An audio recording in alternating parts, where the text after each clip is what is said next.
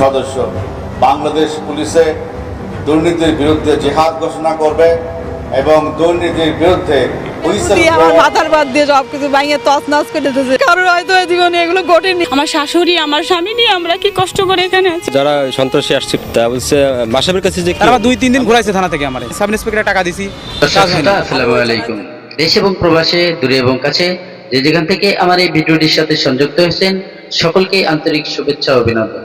সুপ্রিয় দর্শক শ্রোতা, শুরু থেকে সংবাদ শিরোনাম দেখেছেন, এখন দেখবেন বিস্তারিত। প্রিয় দর্শক, শুরু থেকে বেনজির আহমেদের একটি ভিডিও ক্লিপ আপনারা দেখেছেন। উনি বলতেছে দুর্নীতির বিপক্ষে কাজ করতে, দুর্নীতি যে করবে কড়া বিচার তার করা হবে। আসলে চোরের মুখে রাম রাম, আসলে সেই হচ্ছে দুর্নীতিদের শীর্ষস্থানে। এবং দুর্নীতি কারে বলে এবং দুর্নীতি কিভাবে করতে হয় বাংলাদেশের একমাত্র এই বেনজির আহমেদই বলে গেছে এবং শিখিয়ে গেছে। এবং তার যত চেলাপেলা আছে বাংলাদেশের পুলিশ প্রশাসন, উনরা কিন্তু এক ধরনের বড় দুর্নীতিবাজ। আপনারা জানেন ইতিমধ্যে সোশ্যাল মিডিয়াতে ভাইরাল যে বাংলাদেশের পুলিশ সবচাইতে মারাত্মক স্থানে আছে, সেটা হচ্ছে দুর্নীতি। যদি কেউ বিষাক্ত সাপের ছোবল খাইতে চায় তাও সে রাজি হয়, কিন্তু পুলিশের হাতে কেউ পড়তে চায় না। কারণ কি জানেন, পুলিশ কিন্তু জনগণের বন্ধু ছিল, এখন কিন্তু জনগণের শত্রু। কারণ আগে মানুষ বিপদে পড়লে মানুষ পুলিশের কাছে হেল্প নেওয়ার জন্য, সহযোগিতা পাওয়ার জন্য পুলিশ প্রশাসনের কাছে যাইতো। আর এখন সেই পুলিশ প্রশাসনের থেকে দূরে থাকে এবং নিজেরাই এই কাজগুলোর সমাধান করে।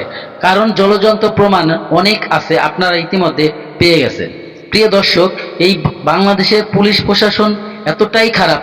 আসলে ওদের যে মূল হোতা ছিল, যে গোড়াঘর ছিল, ওর যে প্রধান ছিল, যারা প্রধান, যেমন বেনজির আহমেদের মতো প্রধান যারা বড় বড় অফিসার ছিল, তারা বাপ যদি খারাপ হয় তার ছেলে কখনোই ভালো হতে পারে না। জন্মই যদি খারাপ হয় কখনোই কর্ম দিয়ে ভালো হয় না। তো আপনি যতই পুলিশ প্রশাসনকে আপনি ভালো শিখান, দুর্নীতিবাজ থেকে দূরে থাকেন, সেই পুলিশ বাহিনী কিন্তু আপনার মতোই দুর্নীতি করবে। এবং আপনি যে বীজগুলো রোপণ করে গেছেন বাংলাদেশে কিন্তু এখন তার প্রত্যেকটি প্রভাব ছড়াচ্ছে।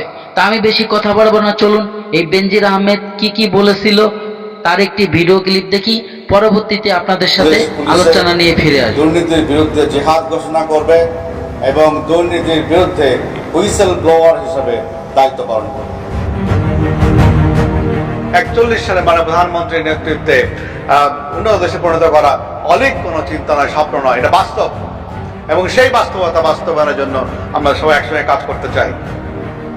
জঙ্গিদের সঙ্গে কোনো আপোষ নাই, মাদকের সঙ্গে কোনো আপোষ নাই, দুর্নীতির সঙ্গে কোনো আপোষ নাই।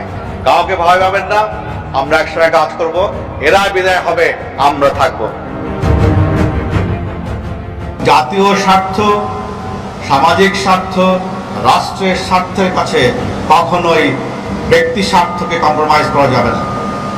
ব্যক্তি স্বার্থকে সবসময় পিছিয়ে ফেলে আমাদেরকে জনগণের স্বার্থ, দেশের স্বার্থ এবং রাষ্ট্রের স্বার্থকে সর্বোচ্চ স্থানে ধারণ করতে হবে।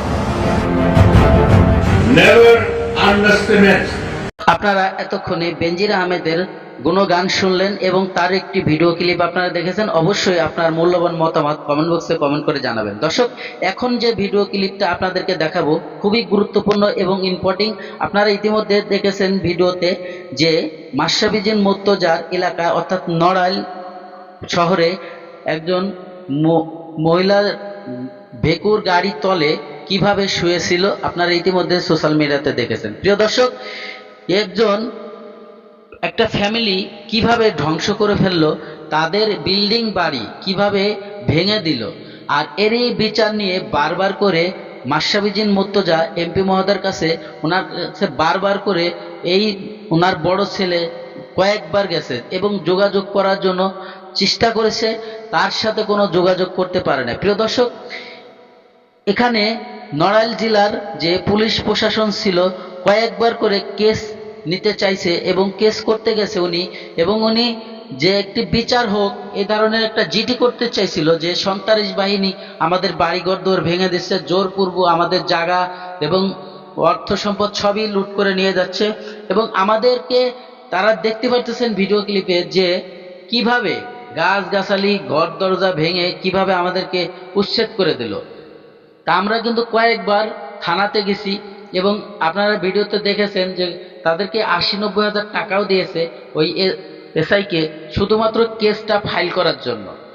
তো কেস ফাইল করার জন্য মাশরাফি মুর্তজার ভাইয়ের এলাকায় যদি এই ধরনের ঘটনা ঘটে, আমাদের দেশে ব্যারিস্টার সুমন ভাই যে কর্মকাণ্ড চালাচ্ছে দুর্নীতির বিপক্ষে কাজ করতেছে, আর মাশরাফি মুর্তজা ভাই কিন্তু এই দুর্নীতির বিপক্ষে কাজ করে। তার এলাকায় তারই জনগণ এভাবে কষ্টে আছে, এটা আমি আসলে আমার বোধে কমে আসে না। আপনাদের যদি কোনো মতামত ধারণা থেকে থাকে অবশ্যই আপনারা ভিডিও ক্লিপের কমেন্ট বক্সে জানাবেন। প্রিয় দর্শক, আমি বেশি কথা বাড়াবো না, চলুন সেই ভিডিওটি দেখে আসি কি হয়েছিল জোরপূর্বক কিভাবে একজনের বাড়ি দখল করে এবং সন্ত্রাস বাহিনী নিয়ে, সেটা আবার মাশরাফি মুর্তজার এলাকা। তো চলুন আমরা সেই ভিডিওটি দেখি।